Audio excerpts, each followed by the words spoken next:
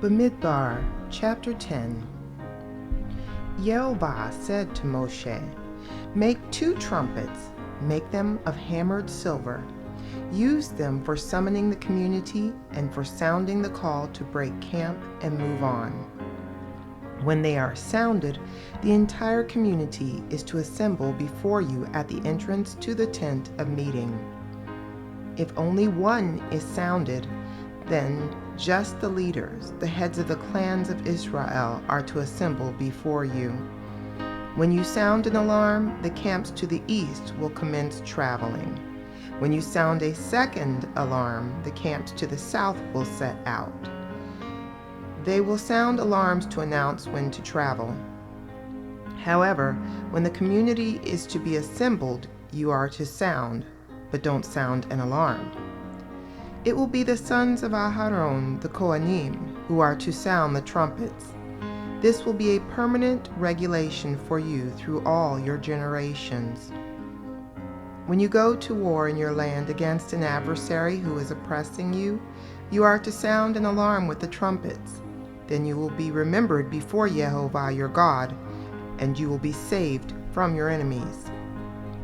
Also, on your days of rejoicing, at your designated times, and on Rosh Hodesh, you are to sound the trumpets over your burnt offerings and over the sacrifices of your peace offerings. These will be your reminder before your God. I am Yehovah, your God. On the 20th day of the 2nd month of the 2nd year, the cloud was taken up from over the tabernacle of the testimony, and the people of Israel moved out in stages from the Sinai desert. The cloud stopped in the Paran desert. So they set out on their first journey in keeping with Yehovah's order through Moshe. In the lead was the banner of the camp of the descendants of Yehuda, whose companies moved forward. Over his company was Nachshon, the son of Aminadab. Over the company of the tribe of the descendants of Yissachar was Netanel, the son of Zuar. Over the company of the descendants of Zebulun was Eliav, the son of Helon. Then the tabernacle was taken down, and the descendants of Gershon and the descendants of Merari set out, carrying the tabernacle. Next, the banner of the camp of Reuven moved forward by companies. Over his company was Elitzur, the son of Shedeur. Over the company of the tribe of the descendants of Shimon was Shlumiel, the son of Zurishaddai. Over the company of the descendants of Gad was Eliasaph, the son of Deuel. Then the descendants of Kehat set out, carrying the sanctuary, so that at the next camp the tabernacle could be set up before they arrived. The banner of the camp of the descendants of Ephraim moved forward by companies. Over his company was Elishama, the son of Ammihud. Over the company of the tribe of the descendants of Manasseh was Gamliel, the son of Pedatsur.